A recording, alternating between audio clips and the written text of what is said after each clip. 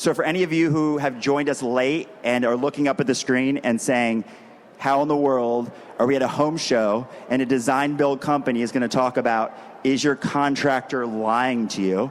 It is because if you read the little print below, my name's Dan Crum. I'm an ex-CIA polygraph examiner. I wrote a book called Is He Lying to You? It's in 23 languages. And for those of you wondering why it says, is he lying to you versus she or someone else?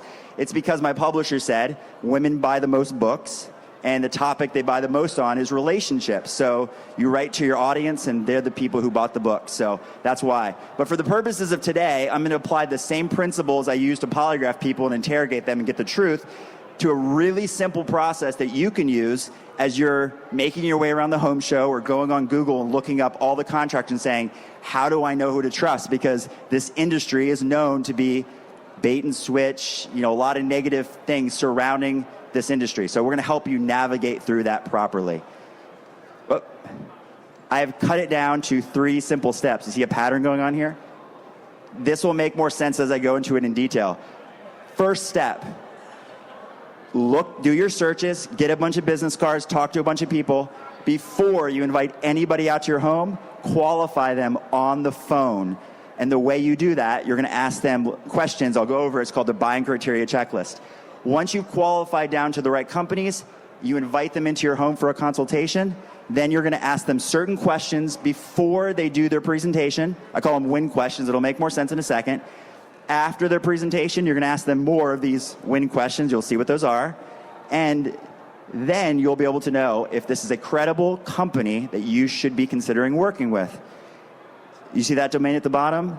www.ciamethod.com. If you go there, all of the slides, this presentation, and all the questions and stuff I'm going to go over are there for a download. You can just download them. You don't need to take a picture of the screen or take notes or any of that kind of stuff. This is the list, the buying criteria checklist. I'm not going to read it to you. I can't even read it myself. It's too much fine print up there. But you can download it. The simple thing is it's questions you're going to ask on the phone. How long have you been in business? Where are you located? How many employees? Et cetera, et cetera. They're easy questions. Every company will answer these questions. And here's what matters most, is that you only invite companies out to your home if they can check all of the boxes. Now, you might think I set this up for only us to win. Well, of course we can check all the boxes, but I'll tell you right now, I know 5 other companies in here who would also check all those boxes. And I know 5 other companies that are not here that can also check all these boxes. And the reason these buying criteria checklists came into being is because a lot of surveys went out and asked homeowners, what did you not like about your remodeling experience? And everything they complained about, we reverse engineered it and said, then somebody needs to be asking that question first to make sure that company doesn't have certain things that are going to cause problems down the road. So again, ask the questions first, and then once they're in your home, you've narrowed down the list and you have certain people in your home, before the presentation begins, start with a win. Now that's an acronym, but who wants to start with a win? Nobody's going to raise their hand. Hey, thank you.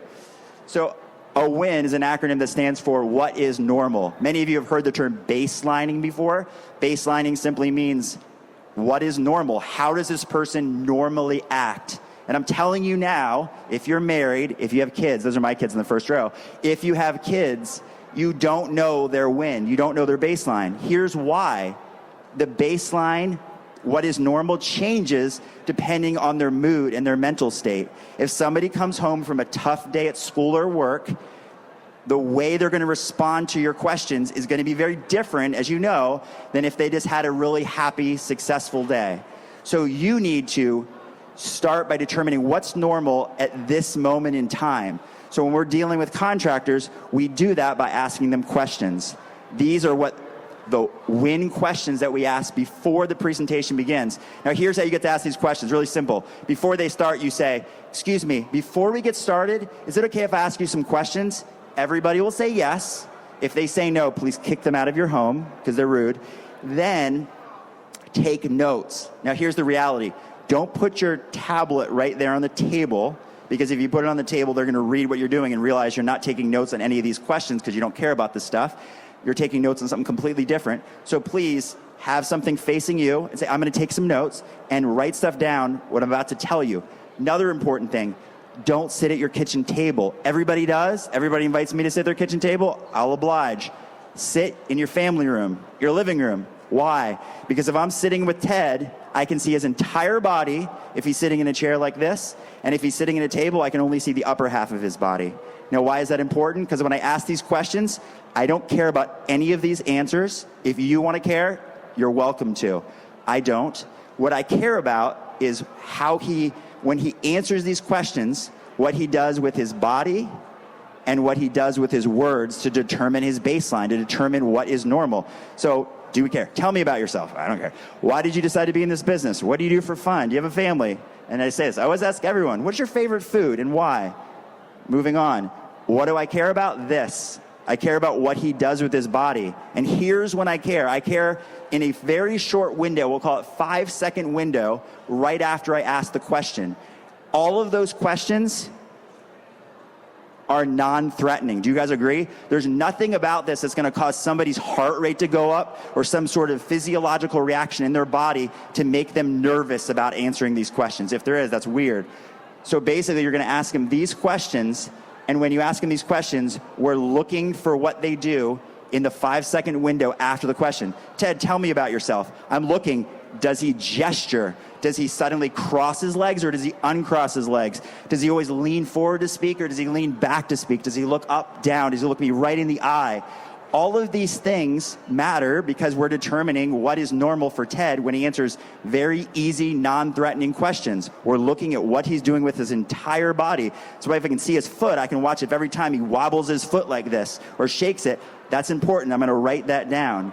Now, I'm asking him, how many questions is that? 1, 2, 3, 4, 5. You can ask more than that, but you will see a pattern. There will be a pattern that will emerge. You'll say, oh my goodness, he always does this. He gestures with his right hand every time. He looks up for a second, thinks, and he looks at me. You will see the pattern emerge, and you'll take note of it.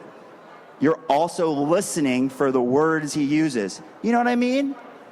Honestly, truthfully, I write in my book that if someone says honestly or truthfully, they're probably lying, but they're not if they always do that, right? If that's part of what's normal, then they're not lying.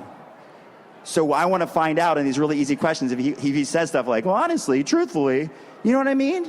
Well, kind of. Like, you want to listen for those things. You want to write down the patterns of what you observe. And anybody, going back one, anybody who tells you, oh, I know someone's lying to me. I watch their eyes and they look up to the right and they're imagining a lie and they're creating an image in their head of something that's not real. Sure, good luck. You don't have like a video camera focused on, I watch their eyelids like dilate a certain way and then I know if they're lying to me. You're wrong, because what if they always do that, right?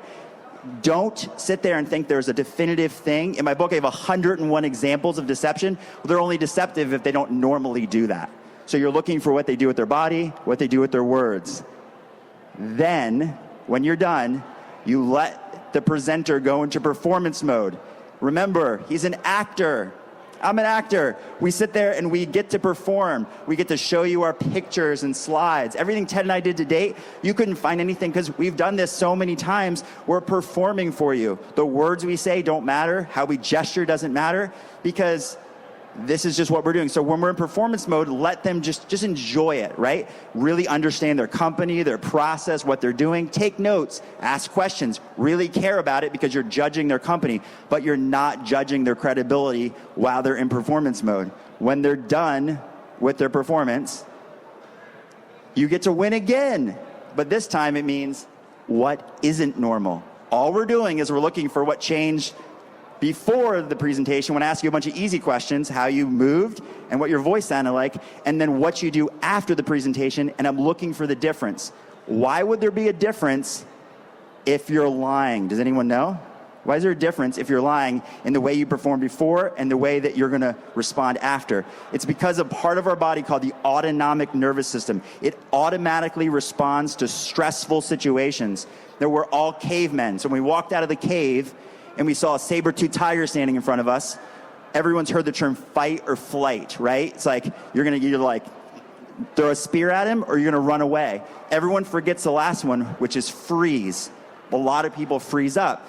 So what I'm looking for, specifically with his body, when I ask these questions in that 5-second window is, what does he do differently? And the reason he do something differently is because if I ask him something he's going to lie to, his body feels the stress of potentially getting caught in the lie, me realizing that.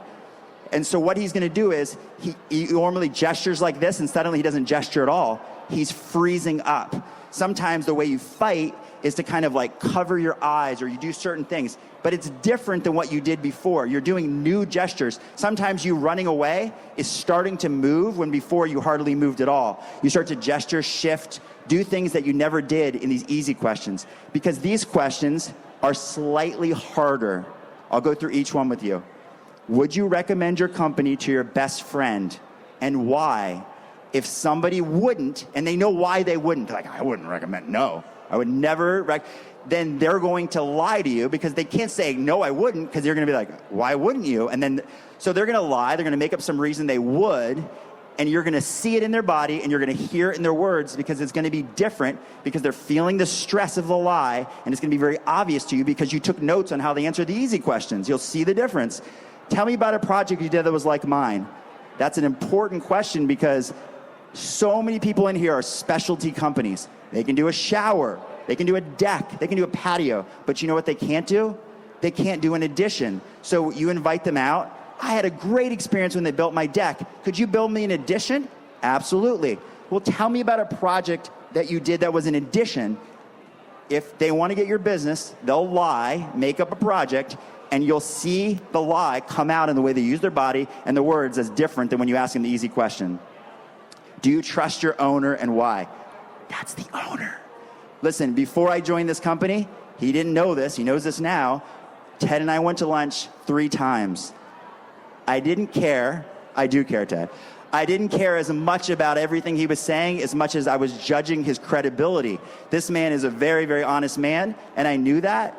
A lot of people will lie to you if they want you to come work for him. Oh yeah, we're very willing to allow you to take time off. We're willing to do that. No, I knew that everything Ted told me was true, and that's why I came and joined this company and worked for him. If somebody who's coming out to represent that company doesn't trust their owner, you'll know, because you'll see the difference in the way they respond to this. They're going to say yes, but you'll know. Would one of your current clients or customers, what would they tell me about working with you? Immediately what pops into their head is the one that they don't like, and so they're going to tell you the good experience, but you'll see it bleed over when you realize a lot of people are having bad experiences in the way their body responds. And the last one, tell me about an unhappy client or customer and how your company handled it. This is easy. If they say they've never had it, they're lying. Simple. You know, you look for anything. Everyone's had unhappy clients or customers, and if they tell you otherwise, they're not telling you the truth. So if they lie about that, they'll lie about other stuff. Don't hire them. In summary, 3 easy steps.